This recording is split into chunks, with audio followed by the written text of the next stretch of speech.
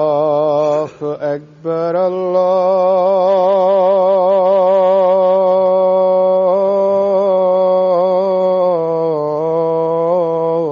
الله أكبر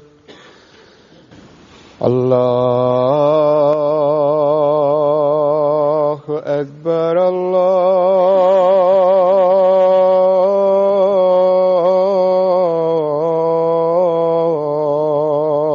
الله أكبر أشهد أن لا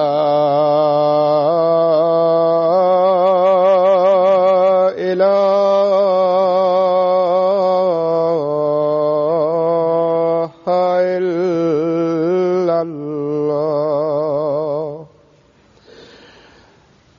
أشهد أن لا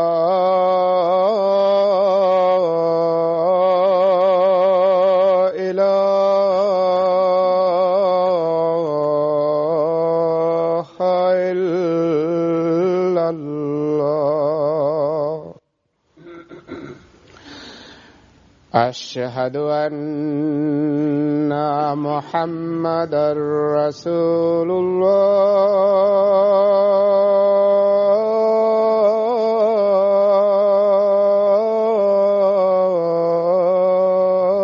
الله أشهد أن محمدا رسول الله حي على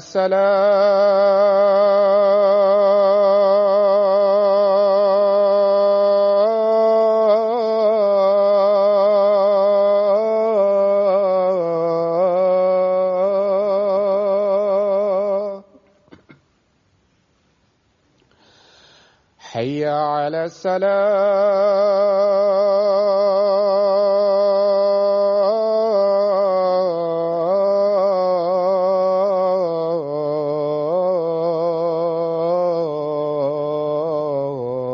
الصلاة حي على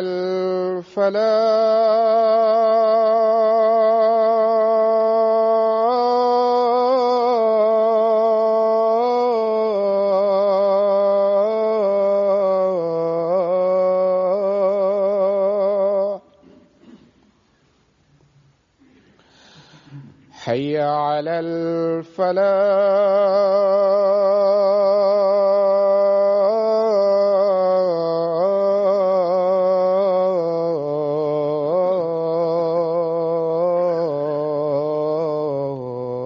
الفلاح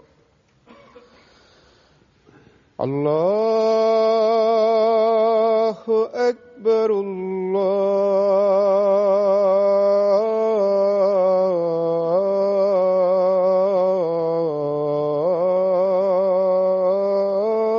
الله أكبر لا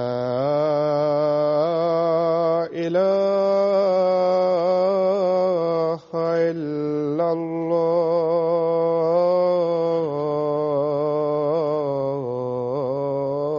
الله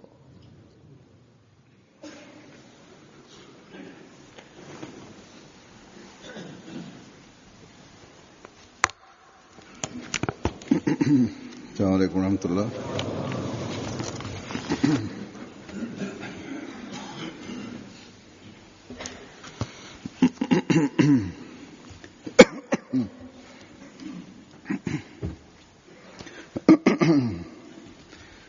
أشهد أن لا إله إلا الله وحده لا شريك له وأشهد أن محمدا عبده ورسوله أما بعد فأعوذ بالله من الشيطان الرجيم بسم الله الرحمن الرحيم الحمد لله رب العالمين الرحمن الرحيم مالك يوم الدين إياك نعبد وإياك نستعين اهدنا الصراط المستقيم صراط الذين أنعمت عليهم غير المغضوب عليهم ولا الضالين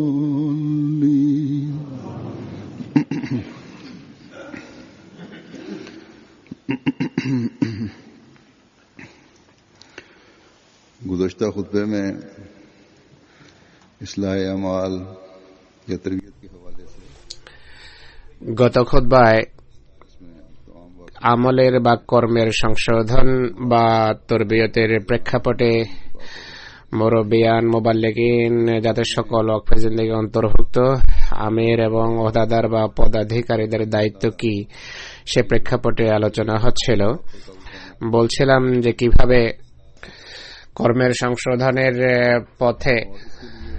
সংশোধনের পথে যে বাধাগুলো আছে সেই কারণগুলো দূর করার ক্ষেত্রে কিভাবে তাদের ভূমিকা পালন করা উচিত বা কি কাজ করা উচিত তা আলোচনা করছিলাম। এর জন্য কোন কোন বিষয়ের প্রয়োজন রয়েছে যা মুরব্বী এবং ওহদাদারদের নিজের জীবনে অবলম্বন করে জামাতকে বলার প্রয়োজন বা জামাতের সামনে কার্যত কাজে রূপায়িত করে দেখানোর প্রয়োজন। এখানে আমি এটি স্পষ্ট করতে চাই, সে সকল আলেম এবং সে সকল বক্তা বা ওয়াইজিন যারা মুসলিহ মওদের যুগে জীবিত ছিলেন তাদের মাঝে হযরত মসিহ মওদের সাহাবারাও অন্তর্ভুক্ত ছিলেন। সাহাবাদের হাতে তরবিয়ত প্রাপ্ত বা প্রশিক্ষণ প্রাপ্ত বা শিক্ষিত মানুষ অনেক ছিল। তাদের খোদার সাথে সম্পর্ক এবং তাদের ইমানের মান, তাদের বিশ্বাসের মানও অবশ্যই অনেক উন্নত মানের ছিল, বিশ্বাসের মানও অনেক উন্নত ছিল। তাদের এই সকল ক্ষেত্রে কোনো ঘাটতি বা ত্রুটি ছিল না। তাদের ঘাটতি বা ত্রুটি সেই সকল বিষয়ে ছিল যার প্রতি হযরত মুসলিহ মাউদ রাদিয়াল্লাহু আনহু দৃষ্টি আকর্ষণ করেছেন। তিনি বলেন যে তোমাদের প্রেফারেন্সেস বা কোন বিষয়কে তোমরা অগ্রাধিকার দেবে সেই সম্পর্কে চূড়ান্ত সিদ্ধান্ত করতে হবে, বা বিশ্বাস সাথে সম্পর্কযুক্ত বিষয়ের উপর যেভাবে জোর দেয়া হয় একইভাবে কর্মের সংশোধনের ক্ষেত্রেও মসিহ মওদের নিদর্শনাবলী এবং খোদার সাথে ব্যক্তিগত সম্পর্ক খেলাফতের প্রতি আনুগত্য এবং ব্যবস্থাপনার বা সিস্টেমের প্রতি সম্মানের প্রেক্ষাপটে বা সম্মানের নিরিখেও জামাতের সদস্যদের তরবিয়ত এবং সুশিক্ষার প্রয়োজন রয়েছে। কিন্তু আজকাল আমরা যা দেখি তা হলো এই সকল বিষয়ের ক্ষেত্রে আমরা সেই মানে অধিষ্ঠিত নেই যে মানে থাকা উচিত। সে কারণে আমি বলি যে মুরব্বী, মুবাল্লিগ এবং ওহদাদার প্রথমে নিজেরাই মান অর্জন করে যদি জামাতের সদস্যদের নসিহত করেন তাহলে এটি গুরুত্ব রাখবে, অর্থাৎ নিজেদের জীবনে বাস্তবায়ন এবং নিজেরা অবলম্বন করা শব্দটি ভাবুন এবং ব্যক্তিগত দৃষ্টান্ত তুলে ধরুন, এটি অনেক গুরুত্বপূর্ণ বিষয়। আর তাহলেই সংশোধনমূলক কথাবার্তার ভালো প্রভাব পড়বে। গত খুতবায় ইচ্ছা শক্তির সৃষ্টি করা এবং জ্ঞানের দুর্বলতা দূরীভূত করা নিয়ে আলোচনা হয়েছে, কিন্তু তৃতীয় কথা এক্ষেত্রে বর্ণিত হয়নি, অর্থাৎ কর্মের সংশোধনের রীতি বা কর্মশক্তি কিভাবে বৃদ্ধি করা যায় সে বিষয়ে আলোচনা করা সম্ভব হয়নি। এই সম্পর্কে আজকে আমি কিছু বলবো। পূর্বের খুতবাগুলোতে যেভাবে আলোচনা হয়েছে যে বহিরাগত চিকিৎসা বা বাহিরের সাহায্যের প্রয়োজনের ক্ষেত্রে রয়েছে, বা বলা যায় যে অন্যের সাপোর্ট বা অন্যের সমর্থন বা অন্যের সাহায্যের প্রয়োজন। আর কর্মের সংশোধনের জন্য এই সাপোর্ট বা এই সমর্থন বা দুই ধরনের সাহায্যের প্রয়োজন হয়। একটি হলো নিগরানি বা তত্ত্বাবধান বা দেখাশোনা করা, আর দ্বিতীয়টি হলো শক্তি বা বল প্রয়োগ। নিগরানি বা তত্ত্বাবধান বা দেখাশোনার অর্থ হলো অবিচলতার সাথে সবসময় দৃষ্টিতে রাখা, নিগরানিতে রাখা, যে কোনো ক্ষেত্রে যেন কোনো অপকর্ম না সাধিত হয়। এ ধরনের নিগরানি বা দেখাশোনা বা তত্ত্বাবধান জাগতিক বিষয়াদির ক্ষেত্রেও দেখা যায়। ঘরে পিতামাতা সন্তানদের দেখাশোনা করেন, নিগরানি করেন, তত্ত্বাবধান করেন।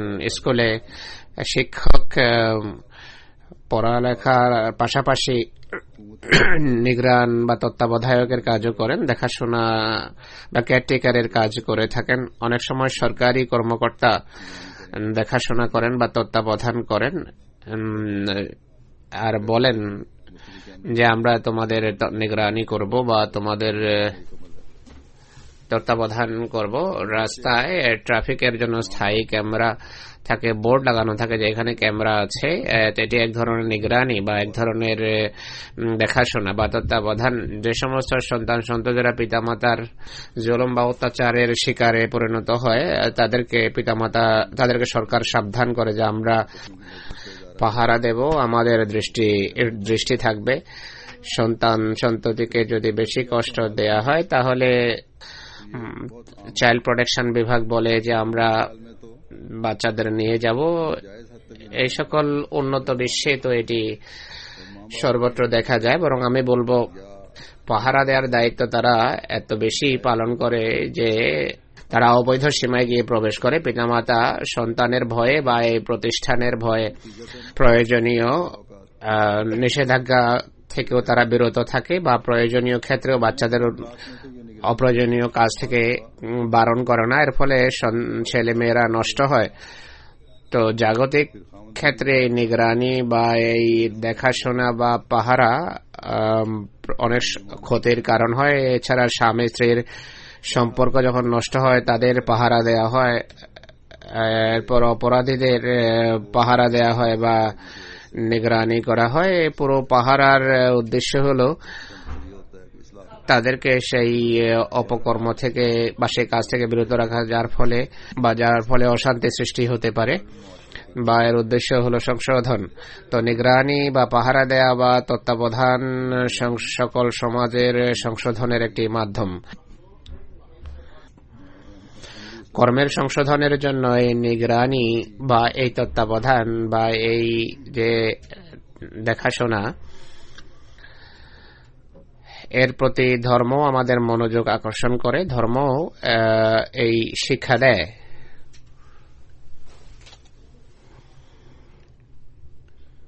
और बहुत से गलत कामों से इंसान इस वजह से बच रहा होता है। এর কারণে মানুষ অনেক অপকর্ম থেকে বিরত থাকে বা মুক্ত থাকে, কেননা সে জানে সমাজ তাকে পাহারা দিচ্ছে, পিতামাতা নিজ গণ্ডিতে দৃষ্টি রাখছেন। মুরব্বী বা মুবাল্লিগরা তাদের দায়িত্ব হলো স্বগণ্ডিতে নিগরানি করা বা তত্ত্বাবধান করা। আর ব্যবস্থাপনার অন্যান্য দিকগুলোকেও স্বগণ্ডিতে নিগরানের দায়িত্ব বা তত্ত্বাবধায়কের দায়িত্ব পালন করা উচিত। আর একই সাথে ইসলামের এই শিক্ষাও যদি সামনে থাকে যে প্রত্যেক নিগরান বা তত্ত্বাবধায়ক নিজে তত্ত্বাবধানের গণ্ডি সম্পর্কে জিজ্ঞাসিত হবে, তাহলে শুধু যাদের তত্ত্বাবধান করা হচ্ছে তাদেরই সংশোধন হবে না, বরং তত্ত্বাবধায়কদের নিজেদেরও সংশোধন হবে, আত্মশুদ্ধি লাভ হবে।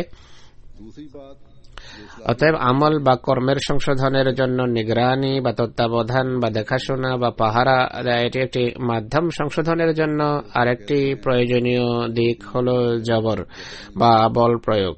এখানে হয়তো কারো মাথায় প্রশ্ন জাগতে পারে যে একদিকে আমরা বলি যে ধর্মীয় বিষয়ে কোনো জবরদস্তি নেই, কোনো বল প্রয়োগ নেই, অপরদিকে আমল বা কর্মের সংশোধনের জন্য যে চিকিৎসা প্রস্তাব করা হচ্ছে তা হলো জবর বা বল প্রয়োগ বা শক্তি প্রয়োগ। এর উত্তর হলো ধর্ম গ্রহণ বা ধর্ম পরিত্যাগের ক্ষেত্রে কোনো জোর বা জবরদস্তি নেই, শক্তি সেখানে প্রয়োগ করা হবে না। প্রত্যেক ব্যক্তি যে কোনো ধর্ম গ্রহণ বা বর্জনের বিষয়ে স্বাধীন। ইসলাম অত্যন্ত স্পষ্টভাবে মানুষকে স্বাধীনতা দেয়। এখানে বল প্রয়োগ বা শক্তি প্রয়োগের অর্থ হল ধর্মের সাথে সম্পর্কের দাবি করে তার নিয়ম এবং বিধান মেনে না চলা, সেটি লঙ্ঘন করা, একদিকে ব্যবস্থাপনার অংশ হওয়ার দাবি করা আর অপরদিকে ব্যবস্থাপনার যে সমস্ত বিধি বিধান বা রুলস রেগুলেশন আছে সেগুলোকে লঙ্ঘন করা। এটি যদি করা হয় তাহলে অবশ্যই কঠোর ব্যবস্থা নেওয়া হবে। আর এখানে বল প্রয়োগ বা শক্তি প্রয়োগ বলতে এটি বোঝায় নিজাম বা সিস্টেমের অংশ হিসেবে যদি থাকতে হয় তাহলে নিজাম বা ব্যবস্থাপনার যে শিক্ষামালা রয়েছে তা মেনে চলতে হবে, নতুবা শাস্তিও দেয়া যেতে পারে, জরিমানা হতে পারে, বিধিনিষেধও আরোপিত হতে পারে। আর এইসব কথার অর্থ এবং উদ্দেশ্য হল সংশোধন, যেন কর্মের যে দুর্বলতা রয়েছে সেটি দূরীভূত করা সম্ভব হয়। জামাত বা আমাদের ব্যবস্থাপনায় যখন জামাতের ব্যবস্থাপনা কাউকে শাস্তি দেয় তার উদ্দেশ্য হয়ে থাকে, মূল উদ্দেশ্য হয়ে থাকে সংশোধন, কাউকে ছোট বা হেয় করা বা কাউকে বিনা কারণে কষ্ট দেওয়ার উদ্দেশ্য নয়। এই যে শক্তি প্রয়োগ, এটি সরকারি বিভিন্ন আইনের ক্ষেত্রে আমরা দেখি শাস্তি দেয়া হয়, কারাগারে প্রেরণ করা হয়, কারা শাস্তি দেয়া হয়, মানুষের জরিমানা হয়, অনেক সময় পিটানো হয়। তো এর উদ্দেশ্য হলো সমাজে শান্তি স্থাপন এবং অন্যের যারা ক্ষতি করে তারা যেন ক্ষতি করতে না পারে, বরং অনেক সময় যারা নিজেদের ক্ষতি করে তারাও এমন কাজের জন্য শাস্তি পায়, কিন্তু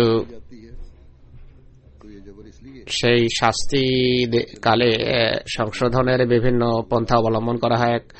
কাউকে যে ফাঁসি দেয়া হয়, এই শক্তি প্রয়োগের কারণ হলো হত্যাকারী এক ব্যক্তিকে কাউকে হত্যা করেছে, যদি হত্যাকারীকে লাগামহীন ছেড়ে দেওয়া হয় তাহলে সমাজের শান্তি বিঘ্নিত হয় এবং আরো অনেক এমন হত্যাকারীর জন্ম হতে পারে। তাই হত্যাকারীকে মৃত্যুদণ্ড দিলে অনেক এমন হত্যাকারীর বা হন্তারকের সংশোধন হয়ে যায়, বা তারা সেই কাজ বা এমন মানুষ সেই কাজ থেকে বিরত হয় যারা হত্যার মন মানসিকতা রাখে বা যারা বেশি রাগী হয়ে থাকে। তো শক্তি প্রয়োগ বা বল প্রয়োগ সংশোধনের একটি মাধ্যম যা পৃথিবীতে প্রচলিত রয়েছে। জাগতিক শক্তি বা বল প্রয়োগ বা জাগতিক বা এই দুনিয়াতে যে সমস্ত শাস্তি দেয়া হয় বা বল প্রয়োগ করা হয় বা শক্তি প্রয়োগ করা হয় তার সাথে ইমানের কোনো সম্পর্ক নেই, কিন্তু ধর্মের প্রতি যে আরোপিত হয় তার উপর যে শক্তি প্রয়োগ করা হয় বা ধর্মীয় ব্যবস্থাপনার অধীনে যে শাস্তি দেয়া হয় তাকে যেমন শাস্তি হোক না কেন, জরিমানা হোক বা অন্য যে কোনো শাস্তি হতে পারে, বা অনেক সময় বিধি নিষেধ আরোপ করা হয়। জামাতে অনেক সময় চাঁদার উপর নিষেধাজ্ঞা আরোপিত হয়, চাঁদা গ্রহণের উপর। নিঃসন্দেহে বল প্রয়োগে বা শক্তি প্রয়োগে এই কাজগুলো সাধিত হচ্ছে, কিন্তু একই সাথে এই সকল কর্ম বা নেক কর্ম বা যে সকল নেক কর্মের প্রতি মনোযোগ আকর্ষণ করা হয়, কোন ব্যক্তি যদি সেই নেক কাজগুলো শাস্তি এড়ানোর উদ্দেশ্যে করে বা খলিফায়ে ওয়াক্তের অসন্তুষ্টি এড়ানোর উদ্দেশ্যে করে বা খোদার অসন্তুষ্টি এড়ানোর উদ্দেশ্যে সেই কাজ থেকে যদি সে বিরত থাকে তাহলে ধীরে ধীরে এই বিষয়গুলো তার হৃদয়ে ঈমান সৃষ্টি করে আর সে পাপ ছেড়ে সানন্দে নেক কর্ম করার অভ্যাস রপ্ত করে। তাই স্মরণ রাখতে হবে যে নেক কর্মের অভ্যাস সৃষ্টির জন্য বিভিন্ন মাধ্যম অবলম্বন করতে হয়। এই মাধ্যমগুলো অবলম্বন ছাড়া কর্মের বা আমলের সংশোধন সম্ভব নয়। তাই এই মাধ্যমগুলো ব্যবহার একান্ত আবশ্যক। অর্থাৎ ঈমান সৃষ্টি করা, সঠিক জ্ঞান সৃষ্টি করা, এই কথাগুলো গত খুতবায় আলোচনা করেছে। আর নিগরানি আর তত্ত্বাবধান আর শক্তি বা বল প্রয়োগের কথা এখন আমি বললাম। এটি কর্মশক্তি সৃষ্টির ক্ষেত্রে এগুলোর ভূমিকা রয়েছে। এই চারটি বিষয় ছাড়া কর্মের বা আমলের সংশোধন অসম্ভব। আমরা যদি গভীর দৃষ্টিকোণ থেকে বিশ্লেষণ করি তাহলে বোঝা যায় বা জানা যায়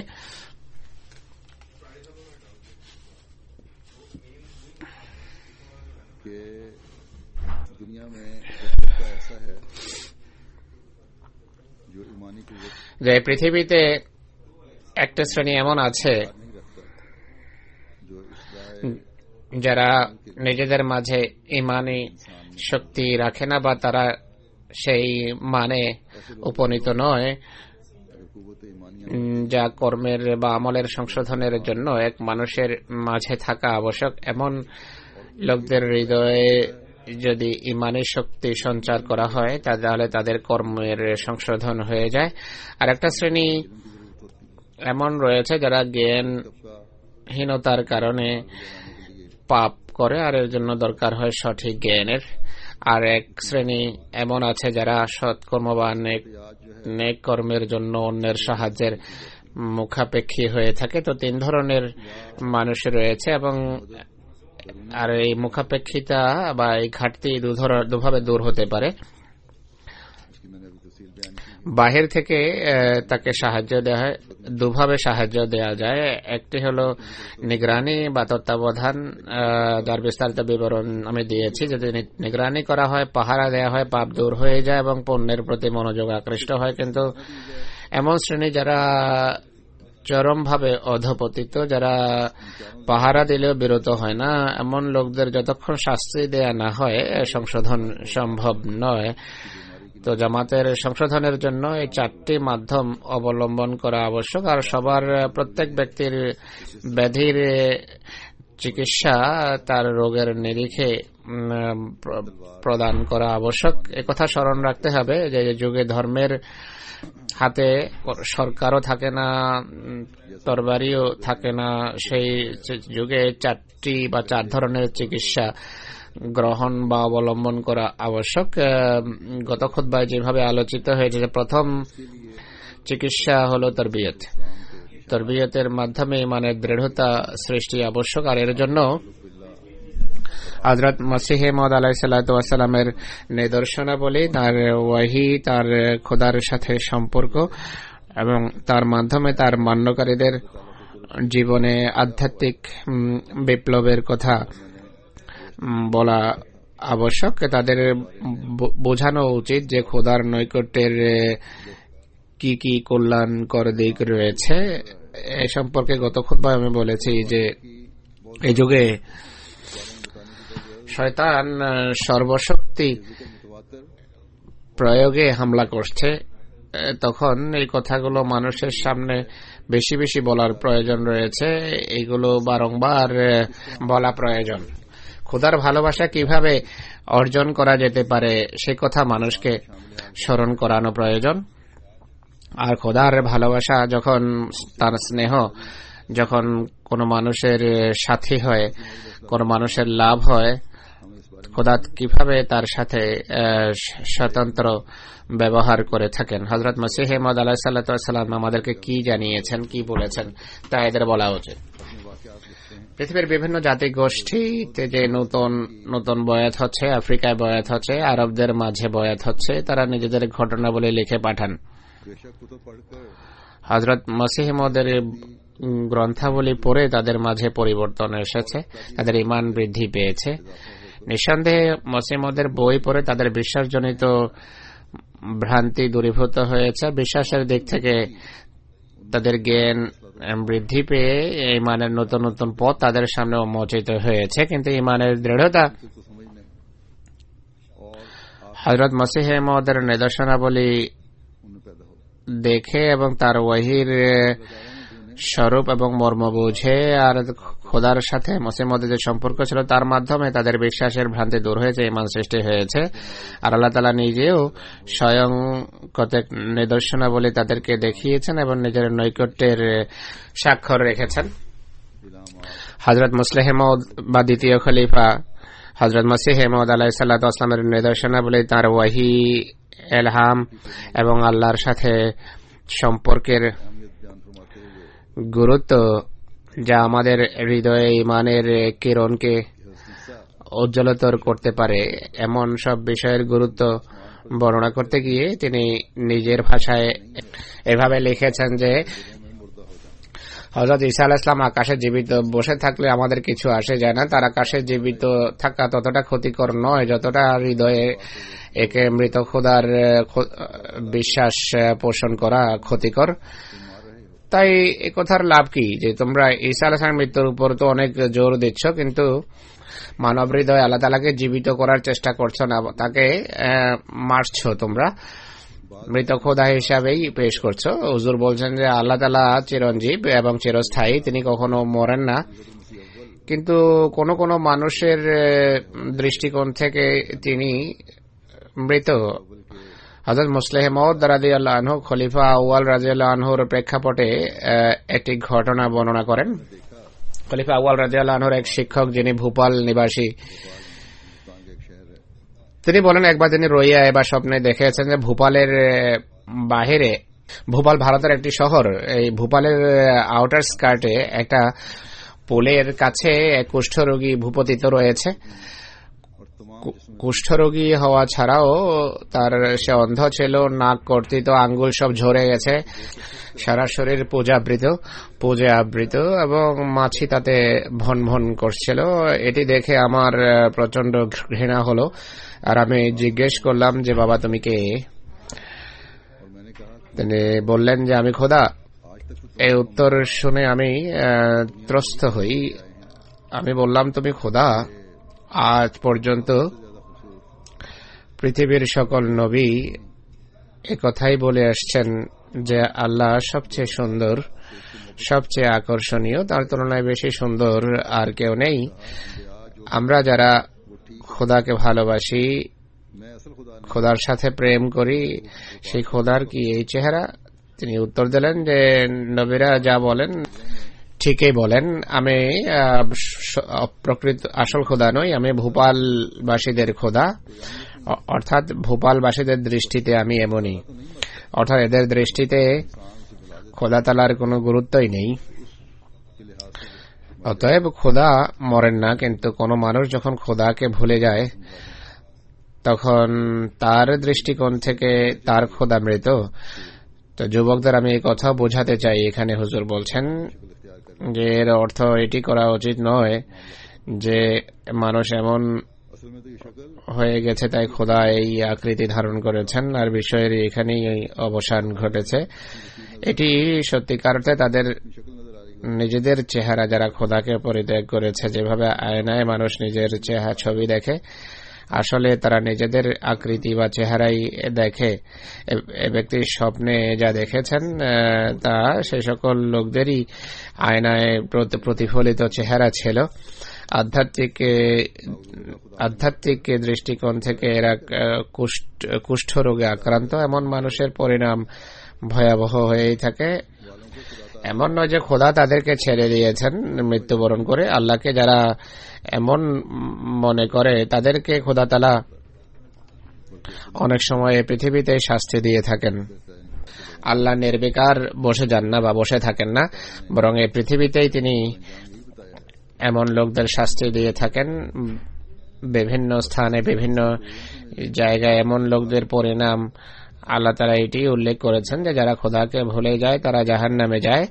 কারো এই দৃষ্টান্ত শুনে এই কথা মনে করা উচিত নয় যে খোদাকে পরিত্যাগ করেছে বা খোদাকে শক্তিহীন জ্ঞান করলে কিছু যায় আসে না। আল্লাহ তাআলা প্রতিশোধ গ্রহণকারীও বটে। আল্লাহ তাআলা প্রতিশোধ গ্রহণ করেন এবং শাস্তিও দিয়ে থাকেন। তার ক্রোধ এবং তার গজব যখন বর্ষিত হয়, কারো শক্তি নেই তার সামনে দাঁড়ানোর। হুজুর বলছেন যে তাই এটি খোদাকে ভুলে যাওয়া কোনো তুচ্ছ বিষয় নয়। এটি নয় যে ভুলে গেলেই পার পেয়ে গেলে বা এটি সবকিছু, এমন নয়। হযরত মুসলিহ মাউদ রাদিয়াল্লাহু আনহু বলেন ही अल्लाह ताला को जिंदा करने की कोशिश হযরত মুসলিম মাউদ রাদিয়াল্লাহু আনহু বলেন যে আশ্চর্যের বিষয় হলো আমাদের আলেমেরা ঈসাকে মৃত প্রমাণের চেষ্টা করে, কিন্তু একই সাথে খোদাকে জীবিত করার চেষ্টা করেন না, সেই চেতনা সৃষ্টির চেষ্টা করেন না যার ফলে খোদা সম্পর্কে জ্ঞান লাভ হয়, বুৎপত্তি অর্জিত হয়। আমাদের মূল চেষ্টা খোদাকে জীবিত করার এবং খোদার সাথে সম্পর্ক দৃঢ় করার ক্ষেত্রে নিয়োজিত হওয়া উচিত। যদি খোদার সাথে আমাদের জীবন্ত সম্পর্ক থাকে, ঈসাকে যারা জীবিত জ্ঞান করে তারা যতই হইচই করুক না কেন, আমাদের ইমানে কখনো বিকৃতি আসবে না। बस बेशक কেননা খোদা তাআলা প্রতিটি ক্ষেত্রে, প্রতিটি পদক্ষেপে আমাদের সাথে থাকবেন, আমাদের পাশে দাঁড়াবেন। তাই ঈসা আলাইহিস সালামের মৃত্যু বা খতমে নবুয়ত বা অন্য অন্য বিতর্কিত বিষয়ে যার বিশ্বাসের সাথে সম্পর্ক, এর জ্ঞান থাকা আবশ্যক, আর যার যুক্তি প্রমাণের ভিত্তিতে এর উপর প্রতিষ্ঠিত থাকা আবশ্যক। যুক্তি প্রমাণ ছাড়া নয়, কিন্তু আমল বা কর্মের সংশোধনের জন্য আল্লাহর সাথে আমাদের সম্পর্ক স্থাপন করতে হবে, আর এর জন্য সেই মাধ্যম অবলম্বন করতে হবে যা এই যুগে হযরত মসিহ মাউদ ইসলাম আমাদেরকে দিয়েছেন এবং দেখিয়েছেন। আমাদের কথা এবং কর্মের বিরোধ দূরীভূত করতে হবে। অন্যদেরকে যা বলি তা সেই সম্পর্কে আমাদের আত্মবিশ্লেষণও করতে হবে যে আমরা কতটা নিজেরা এর উপর প্রতিষ্ঠিত।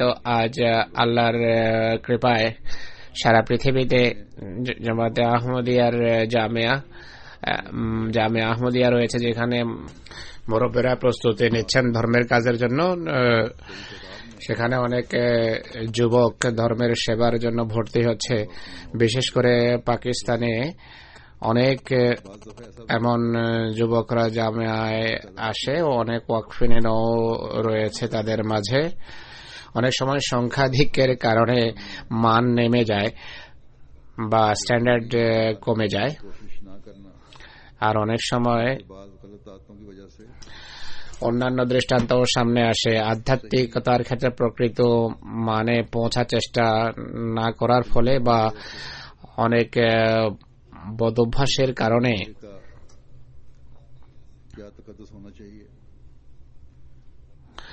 মুরব্বী এবং মুআল্লিমের যে একটা বিশেষ মর্যাদা আছে, সেই জ্ঞান না থাকার কারণে এমন ছেলে যখন কিছু আজে বাজে কাজ করে তাদের জামিয়া থেকে বের করে দেয়া হয়। তাই আহমদিয়তের উন্নতির যে যুগ আসতে যাচ্ছে ইনশাআল্লাহ, এটি আহমদিয়তের উন্নতির যুগ। এর জন্য মুরব্বী এবং মুবাল্লিগ যারা হচ্ছে বা হবে তাদের নিজেদের প্রস্তুত করতে হবে। এটি সামান্য কোনো কাজ নয় যা তাদের উপর ন্যস্ত হতে যাচ্ছে। এখনই আল্লাহ তাআলার সাথে একটা সুসম্পর্ক গড়ে তুলুন, একটা সুন্দর সম্পর্ক গড়ে তুলুন, সম্পর্ক স্থাপন করুন। এর জন্য চেষ্টা বাড়িয়ে দিন। হযরত মসিহ মাউদ ইসলাম আমাদেরকে যে সমস্ত নিদর্শন বলে দেখিয়েছেন, যা ইসলামের প্রকৃত শিক্ষা, যেভাবে তিনি পুনরায় আমাদের সামনে স্পষ্ট করেছেন, তা সামনে রাখুন। শুধু বিতর্কিত বিষয়ে মুখস্থ করা পর্যন্তই আপনাদের কাজ হওয়া উচিত নয়। কাদিয়ান থেকে আমাকে কোনো আলেম লিখেছেন, বিরোধীদের আপত্তি খণ্ডনের নিমিত্তে পূর্বে যে প্রকাশ্যে জলসা হতো ভারতের বিভিন্ন জায়গায়, এখন তা হয় না। আমরা সেই সকল জলসায় বিরোধী আলেমদের উপর এমন ভয়াবহ আক্রমণ করতাম যে উপর্যুপরি আক্রমণের কারণে তারা পরাস্ত হয়েছে। হুজুর বলছেন যে ভালো কথা এমনটি করতেন, বিরোধীদের আপত্তি খণ্ডন করা উচিত, বরং তাদের আপত্তির খণ্ডন করা উচিত। যুক্তি প্রমাণের ভিত্তিতে তাদের আপত্তির উত্তর তাদের মুখে ছুঁড়ে মারা উচিত। বরং এর চেয়ে বেশি গুরুত্বপূর্ণ বিষয় হল আমাদের মুরব্বী এবং মুআল্লিমদের হযরত মসিহ মাউদের আগমনের উদ্দেশ্য বোঝা এবং তা বুঝে তা অনুধাবন করে সেই আধ্যাত্মিক উন্নতি সাধন করা, যেন প্রত্যেকের সত্তা একটা নিশান, একটা নিদর্শন হয়ে যায়। এর জন্য নিশান, একটা নিদর্শন হওয়ার চেষ্টা করা উচিত, আর এই একটা আদর্শ হওয়া উচিত। এই আদর্শ দেখে মানুষ জামাত প্রবেশ করতে পারত। অনেক সময় এমন আদর্শ দেখে মানুষ জামাতে প্রবেশ করে, কিন্তু আক্ষেপের সাথে বলতে হয় যে এই মান এখনো অর্জন হয়নি। তাই ভারতে অনেক মুআল্লিমকে বাহির করতে হয়েছে, বহিষ্কার করতে হয়েছে। অনেকের উপর বস্তুবাদিতা ছেয়ে গেছে এমন মনে হয়। তো যিনি এই পত্র লিখেছেন, এবং আমাদের সকলেই আত্মজিজ্ঞাসা করা উচিত, আত্মবিশ্লেষণ করা উচিত যে তার উপর কি দায়িত্ব ন্যস্ত হয়েছে। মুআল্লিম ও মুরব্বিদের দেখা উচিত যে হৃদয়ে ঈমান সৃষ্টির তারা কতটা চেষ্টা করেছেন। প্রাণহীন যুক্তি, শুষ্ক যুক্তির মাধ্যমে মানুষের হৃদয়ে প্রভাব বিস্তারের চেষ্টা এবং আহমদী মৌলবীদের পরাজিত করাকেই সবকিছু মনে করা উচিত নয়। এটি নিয়েই সন্তুষ্ট হলে থাকলে চলবে না, কারণ আমাদের কাছে খোদার যে সমস্ত জীবন্ত নিদর্শনাবলী রয়েছে, মুজিজা রয়েছে, তার মাধ্যমে খোদার পবিত্র সত্তা পৃথিবীর সামনে তুলে ধরতে হবে। আল্লাহর যে ব্যবহারিক সাক্ষ্য মসিমদের সাথে রয়েছে, তার মাধ্যমে মানুষের মন জয় করুন। হযরত মুসলিহ মাউদ রাদিয়াল্লাহু আনহু একটা দৃষ্টান্ত দিয়েছেন। তিনি বলেন, যখন সূর্য মধ্যাকাশে থাকে, তখন যদি কেউ বলে যে সূর্য যে আকাশে রয়েছে তার প্রমাণ কি, তখন দ্বিতীয় ব্যক্তি যদি তাকে সূর্য উদিত হওয়ার যুক্তি প্রমাণ দেয়া আরম্ভ করে, সূর্য উদিত হওয়ার সময় এতটা সময় অস্ত যায়, বিজ্ঞান এই কথা বলে, খলিফা সানি লিখছেন যে এমন যুক্তি বা প্রমাণ দাতা নিজেও আহমক বা নির্বোধী হবে। এর সোজা উত্তর হলো যে সূর্যের প্রমাণ চায়, তার চিবুক ধরে মাথাটা উপরের দিকে উঁচিয়ে দাও, তাহলেই সে বুঝতে পারবে যে সূর্য মধ্যাকাশে রয়েছে। এই সময় আর সূর্যের অস্তিত্বের অন্য কোনো প্রমাণ উপস্থাপনের প্রমাণ দেওয়ার দরকার নেই। সূর্যের অস্তিত্বই তোমার নির্বুদ্ধিতা প্রশ্নিত প্রশ্নের উত্তর। এখন খোদা তাআলার সত্তা আমাদের সামনে স্পষ্টভাবে সামনে এসে গেছেন। তিনি তার সমস্ত গুণাবলী নিয়ে পৃথিবীর সামনে আত্মপ্রকাশ করেছেন। হযরত মসিহ মাউদ আলাইহিস সালাতু ওয়াস সালামের মাধ্যমে তিনি তার সমস্ত সৌন্দর্য সহকারে দৃশ্যপটে এসে গেছেন। তাই ওয়াজকারীদের বা বক্তাদের উচিত হবে সূর্যের অস্তিত্বের, নির্বোধের মতো সূর্যের অস্তিত্বের প্রমাণ দেওয়ার পরিবর্তে মসিহ মাউদের মাধ্যমে যে নিত্য নতুন নিদর্শনাবলী প্রকাশ পাচ্ছে, আল্লাহ তাআলার যে ব্যবহারিক সাক্ষ্য প্রতিদিন প্রতিটি মুহূর্ত আমাদের সাথে রয়েছে, সঙ্গ দিচ্ছে, তার মাধ্যমে এই সত্য প্রমাণ করুন। কিন্তু আসল কথা একটি, তা হলো নিজেদের অবস্থা খোদার সন্তুষ্টির অধীনস্থ করুন। জামাতকে কর্মশক্তি বা ব্যবহারিক শক্তিতে বলিয়ান করুন। জামাতের ছেলে মেয়ে আবাল বৃদ্ধ বনিতার সামনে এই কথাগুলো বারবার তুলে ধরুন, উপস্থাপন করুন। তাদেরকে বলুন যে হযরত মসিহ মাউদের মাধ্যমে কিভাবে আল্লাহ তাআলার পবিত্র প্রতাপ প্রকাশিত বা বিকশিত হয়েছে, তাদেরকে বোঝান। খোদার নৈকট্য লাভের মাধ্যম কি কি তা তাদের বোঝান। খোদার ভালোবাসা কিভাবে অর্জিত হতে পারে তা তাদের সামনে তুলে ধরুন। এরপর দেখুন যে সকল যুবকরা জাগতিক বিষয়ে অনুকরণ প্রিয়তায় অভ্যস্ত, তারা আল্লাহ তাআলার দিকে ঝুঁকবে। তখন গুটিগত মুরব্বী বা আলেম ও আহমদী মৌলবীদের দাঁত ভাঙা উত্তর দেবে না, বরং আমাদের যুবক শ্রেণী, যুবক যুবতী ছেলে মেয়ে যে দৃষ্টান্ত স্থাপন করবে, এরা তা পৃথিবীকে নিজের দিকে আকর্ষণের কারণ হবে। তাই নিজেদের ব্যবহারিক অবস্থার সংশোধনের প্রতি মনোযোগ দেওয়ার প্রয়োজন সবচেয়ে বেশি। মুসলিমদের সাথে সম্পৃক্ত খেলাফতের কামেল আনুগত্যের সবচেয়ে বেশি প্রয়োজন। এটি জামাতের দৃঢ়তা এবং উন্নতির কারণ হবে। খেলাফতকে বোঝা, খেলাফতকে চেনা, খেলাফত সম্পর্কে সঠিক জ্ঞান এবং খেলাফতের বোধপত্তি এমনভাবে জামাতের প্রতিটি সদস্যের অর্জিত হওয়া চাই যেন খলিফা ওয়াক্তের প্রতিটি সিদ্ধান্ত মানুষ আনন্দে গ্রহণ করতে পারে, আর কোন প্রকারের প্রতিবন্ধকতা বা আপত্তি বা দ্বিধাদ্বন্দ্ব যেন হৃদয়ে সৃষ্টি না হয়। খেলাফতের সঠিক জ্ঞান খেলাফত সম্পর্কে সঠিক বুৎপত্তি এবং আন্ডারস্ট্যান্ডিং সৃষ্টি করা এটি মুরব্বীদের দায়িত্বাবলীর একটি অত্যন্ত গুরুত্বপূর্ণ অংশ। এরপর ওহদাদারদের কাজ বা পদাধিকারীদের কাজ হলো এদিকে মনোযোগ নিবদ্ধ করা। কিছু এমন দৃষ্টান্ত সামনে আসে যে অনেক সময় মানুষ বলে খলিফায়ে ওয়াক্ত এই ভুল কাজ করেছেন, এই ভুল সিদ্ধান্ত করেছেন, বা এই সিদ্ধান্ত এভাবে হওয়া উচিত ছিল। বিচার বিভাগে অনেক সিদ্ধান্ত নিয়ে তারা আপত্তি করে বা বলে যে অমুক ব্যক্তিকে অমুক কাজে কেন নিযুক্ত করা হলো, এর জায়গায় এই ব্যক্তিকে নিযুক্ত করলে ভালো হতো। খলিফায়ে ওয়াক্তের অমুক ব্যক্তির সম্পর্কে ভালো জ্ঞান আছে বা ভালো ধারণা আছে, কিন্তু অমুক ব্যক্তির সম্পর্কে হুজুর জানা সত্ত্বেও, তার দুর্বলতা সম্পর্কে জ্ঞান থাকা সত্ত্বেও চোখ বন্ধ করে রেখেছেন। তো হুজুর বলছেন এই ধরনের মানুষ গুটিকতক হয়ে থাকে, কিন্তু এরা পরিবেশকে বিষাক্ত করে, পরিবেশকে দূষিত করে। যদি মুরব্বী এবং সকল পর্যায়ের ওহদাদার বা কর্মকর্তারা সকল জামাতের মূল জামাত এবং অঙ্গ সংগঠনের প্রতিটি কর্মকর্তা যদি এই দায়িত্ব বুঝেন, তাহলে কিছু হৃদয়ে যে সন্দেহ এবং সংশয়ে দানা বাঁধে তা কখনো সৃষ্টি হওয়ার কথা নয়। এমন লোকদের বোঝানো উচিত। আর এটি বিশেষ করে মুরব্বীদের দায়িত্ব তাদেরকে বলার যে সমস্ত কল্যাণ নিজাম এবং ব্যবস্থাপনার মাঝে নিহিত। আল্লাহ যখন কোন জাতিকে অভিশপ্ত করতে চান তখন তিনি নিজাম বা ব্যবস্থাপনা উঠিয়ে নেন বা প্রত্যাহার করেন। তো সবাই যদি এই কথাগুলো বুঝে বা বুঝে উঠতে পারে, তাহলে যারা হোঁচট খায় তারা হোঁচট খাওয়া থেকে রক্ষা পাবে। এমন শ্রেণী অবশ্য সব সময় থাকে, এরা সংখ্যায় গুটিকতক হলেও এরা নিজেদেরকে সবচেয়ে বেশি জ্ঞানী মনে করে, সবচেয়ে বুদ্ধিমান মনে করে, আর বিভিন্ন জায়গায় বসে তারা কথা বলতে থাকে। অনেকেই বলে যে খলিফা খোদা তো নন, তিনিও ভুল করতে পারেন। সাধারণ মানুষ যেভাবে ভুল করে খলিফাও ভুল করতে পারেন। হুজুর বলছেন যে ঠিক আছে তাদের কথা, কিন্তু দ্বিতীয় খলিফা এমন প্রশ্নের খুব ভালো উত্তর দিয়েছেন, এমন কথার খুব সুন্দর উত্তর দিয়েছেন।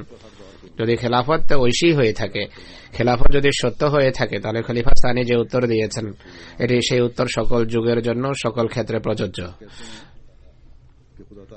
যদি এই বিশ্বাস থাকে যে খেলাফত আল্লাহ তাআলার পক্ষ থেকে একটি ঐশী নিয়ামত, তাহলে এটি সকল ক্ষেত্রে প্রযোজ্য হওয়া উচিত। তিনি বলেন যে আল্লাহ তাআলা বলেন, খলিফারা যে সমস্ত বিষয়ের সিদ্ধান্ত দিয়ে থাকেন, আমরা সেই সমস্ত বিষয়, সেই সমস্ত সিদ্ধান্ত পৃথিবীতে প্রতিষ্ঠিত করে থাকি। আল্লাহ তাআলা বলছেন, ওয়ালা ইউমাক্কিনান্না লাহুম দীনাহুমুল্লাযী ইরতাদা লাহুম, অর্থাৎ সেই ধর্ম এবং সেই নীতি যা খলিফারা পৃথিবীতে প্রতিষ্ঠিত এবং প্রবর্তিত করতে চান, আমরা নিঃসত্তার কসম খেয়ে বলছি যে আমরা পৃথিবীতে অবশ্যই তা প্রতিষ্ঠিত করব। এটি আল্লাহ তাআলা বলছেন। হুজুর বলছেন যে এই কথাগুলো জামাতের প্রতিটি ব্যক্তির হৃদয়ে গ্রথিত, প্রথিত এবং বদ্ধমূল হওয়া চাই। আর এই কাজ হলো মুবাল্লিগদের এবং জ্ঞানীদের, এটি সবার হৃদয়ে সৃষ্টি করা। তাই আপনারা এই দায়িত্ব বুঝুন, এই দায়িত্ব সম্পর্কে সচেতন হন, এর অনুবর্তিতা করুন যে হযরত মসিহে মওউদ আলাইহিস সালামের বরকত, তার কল্যাণ রাজি মানুষের সামনে প্রকাশ করতে হবে। আল্লাহ তাআলার জীবন্ত নিদর্শনাবলীর কথা বারবার মানুষের সামনে বলতে হবে, স্মৃতিচারণ করতে হবে, মানুষকে জানাতে হবে যে আল্লাহর নৈকট্য লাভের উপায় কি। আর সকল ক্ষেত্রে, সকল অবস্থায়, সর্বাবস্থায় খলিফা ওয়াক্তের আনুগত্য, ব্যবস্থাপনার আনুগত্যের একটা গুরুত্ব আছে। আর সবার সামনে এটি স্পষ্ট হওয়া চাই দিবালোকের মতো। আর এটি যদি হয়ে যায়, তাহলে হৃদয়ে যত ভুল ধারণা আছে, কুমন্ত্রণা আছে, সন্দেহ আছে, তা দূরীভূত হবে। এইভাবে যাদের হৃদয়ের ভুল ধারণা দূরীভূত হবে বা কুমন্ত্রণা যাদের মিটে যাবে বা দূর হবে, তাদের সংখ্যা এত বেড়ে যাবে যে সকল ফিতনা এবং সকল অশান্তি আর নৈরাজ্য নিজেই তিরোহিত হবে বা মিটে যাবে বা দূর হয়ে যাবে। জামাতে সকল অর্থে, সকল ক্ষেত্রে ব্যবহারিক এবং কর্মের সংশোধন পরিদৃষ্ট হবে। আর এটি হযরত মসিহ মওউদ আলাইহিস সালাতু ওয়াস সালামের পৃথিবীতে আগমনের উদ্দেশ্য। স্মরণ রাখতে হবে যে খাতমে নবুয়ত, ওফাতে ঈসা বা ঈসা আলাইহিস সালামের মৃত্যু সম্পর্কে অবশ্যই আমাদের জানা থাকা উচিত।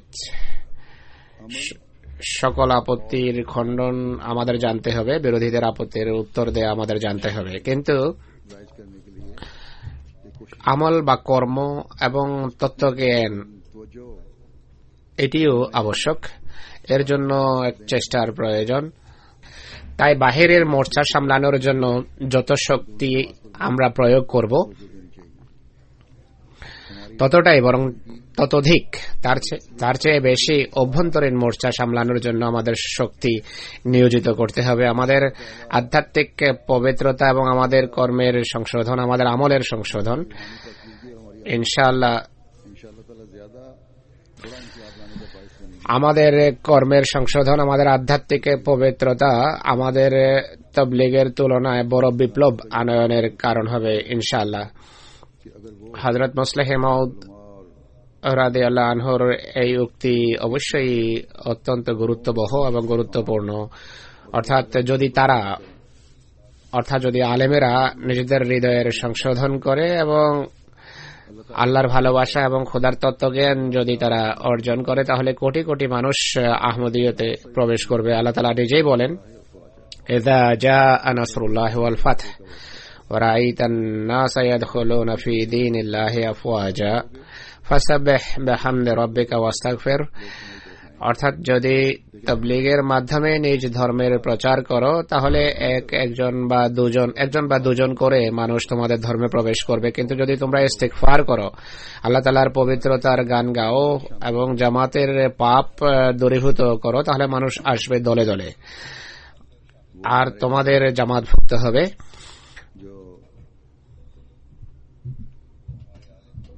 তাই আমাদের সে সকল আলেম বা ওলামা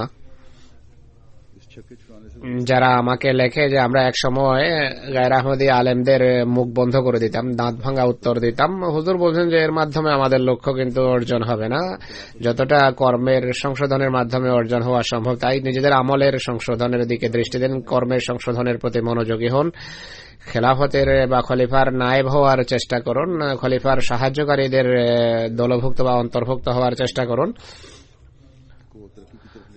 আমরা বছরের পর বছর জ্ঞানগত বিতর্কে নষ্ট করতে পারি না, বরং জামাতকে যদি উন্নতির রাজপথে নিয়ে যেতে হয়, পরিচালিত করতে হয়, যা আমরা অবশ্যই করব, তো এর জন্য আমাদেরকে অবশ্যই অন্য রীতি অবলম্বন করতে হবে। আর সেই রীতি হলো সেটি যা আমি বলেছি, অর্থাৎ নিজেদের আমলের সংশোধন, নিজেদের কর্মের সংশোধন। আমাদের কর্মের মানকে উন্নত করতে হবে, আমলের মানকে উন্নত করতে হবে, আমাদের বিশ্বস্ততা, আন্তরিকতা এবং নিষ্ঠার সততার মানকে উন্নত করতে হবে। আমাদেরকে হালাল রোজগার করতে হবে, বৈধ আয় করতে হবে। এটি নয় যে কয়েক পয়সার জন্য কাউন্সিলকে ধোঁকা দিয়ে আমরা বেনিফিট হস্তগত করব বা পয়সা আয়ের জন্য বা পয়সা হস্তগত করার জন্য মিথ্যা মামলা করব। যে কাজে আমাদের উপর ন্যস্ত করা হবে সেই কাজ পুরো পরিশ্রমের সাথে, আন্তরিকতার সাথে, পুরো নিষ্ঠার সাথে সুচারুরূপে সম্পাদনের প্রয়োজন। যদি এটি আমরা করি, তাহলে ধর্মের পাশাপাশি জাগতিক কল্যাণ রাজিও লাভ হবে ইনশাআল্লাহ। এটি খোদার অশেষ কৃপা এবং ফজল যে গায়র আহমদীদের উপর জামাতের ভালো প্রভাব রয়েছে, সুনাম রয়েছে। কিন্তু আমরা যদি জাগতিক হীন স্বার্থে নিজেদের সততা এবং বিশ্বস্ততার মানকে পদদলিত করি, তাহলে প্রত্যেক ব্যক্তি যারা এমন অপকর্ম করে, তারা জামাতের জন্য দুর্নাম বয়ে আনবে। তাই যেখানে মুরব্বীদের এদিকে মনোযোগ আকর্ষণ করা প্রয়োজন, সেখানে জামাতের প্রতিটি সদস্যের আত্মবিশ্লেষণ করা উচিত, আত্মজিজ্ঞাসা করা উচিত, আত্মসংশোধন করা উচিত। আর এর সাথে সবচেয়ে বড় অস্ত্র হলো আমাদের দোয়া, যা প্রতিক্ষণ প্রতিটি মুহূর্ত নিজের সামনে রাখা উচিত। এর সঠিক ব্যবহার এবং এটি থেকে সঠিক ভাবে লাভবান বা উপকৃত হওয়ার জন্য খোদার নির্দেশ সামনে রাখা উচিত যে ঈমানে উন্নতি করো, আর আমি যেই নেক কর্ম এবং সৎকর্ম করার নির্দেশ দিয়েছি, যে কর্মপন্থা দিয়েছি, তা মেনে চলো। তাহলে এই আমল এবং এই কর্ম এবং দোয়া এবং কর্ম যদি পাশাপাশি চলে, তাহলে প্রকৃত সংশোধন সম্ভব। আল্লাহ তাআলা আমাদেরকে এর তৌফিক দান করুন। শেষের দিকে আমি এদিকেও আপনাদের মনোযোগ আকর্ষণ করতে চাই, যা সকল প্রকৃত মোমেনকে ব্যাকুল করে রেখেছে, উৎকণ্ঠিত করে রেখেছে, তা হল মুসলিম বিশ্বের শোচনীয় অবস্থা। আজ হযরত রাসূল করিম সাল্লাল্লাহু আলাইহি ওয়াসাল্লামের নিবেদিত প্রাণ প্রেমিকের জামাতের দোয়ার উম্মতে মুসলিমার অনেক প্রয়োজন রয়েছে। তাই এটি আমাদের দায়িত্ব তাদের জন্য অনেককে দোয়া করা উচিত। সিরিয়ার অবস্থা ক্রমশ অধঃপতিত হচ্ছে। সরকারও অত্যাচারের ক্ষেত্রে সীমা ছাড়িয়ে গেছে, আর সরকার বিরোধীরাও সকল সীমা লঙ্ঘন করেছে। উভয় পক্ষ জুলুম করছে, অত্যাচার করছে। শিশু, মহিলা এবং বয়স্কদেরকে জুলুম এবং অত্যাচারের লক্ষ্যে পরিণত করা হচ্ছে।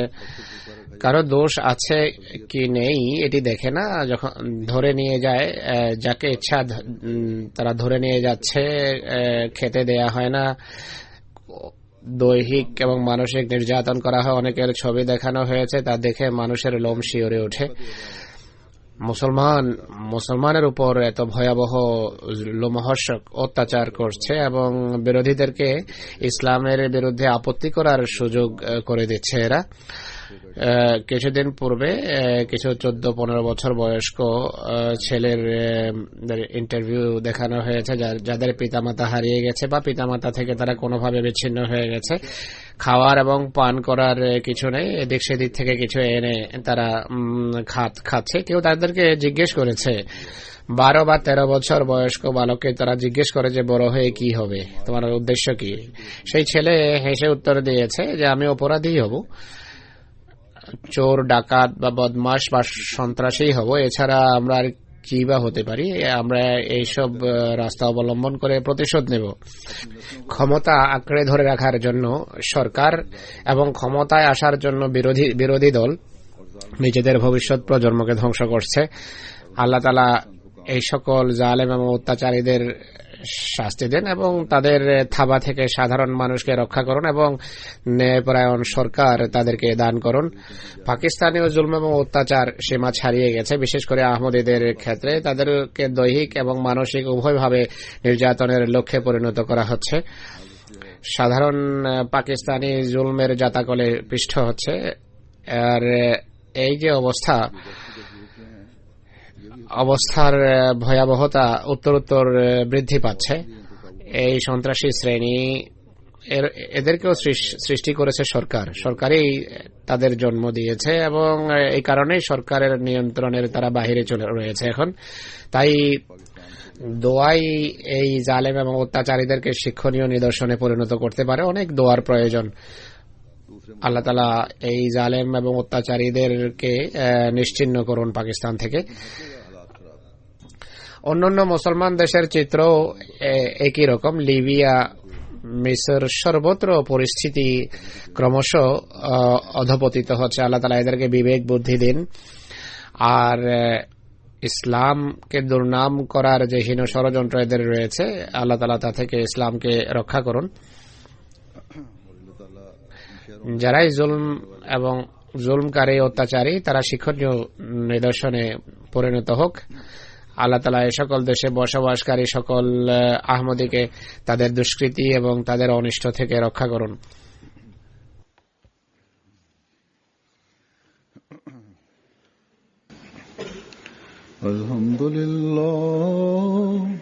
আলহামদুলিল্লাহ নাহমাদুহু ওয়া নাস্তাঈনুহু ওয়া নাস্তাগফিরুহু ونؤمن به ونتوكل عليه ونعوذ بالله من شرور أنفسنا ومن سيئات أعمالنا من يهده الله فلا مضل له ومن يضلله فلا هادي له ونشهد أن لا إله إلا الله ونشهد أن محمدا عبده ورسوله عباد الله رحمكم الله إن الله يأمر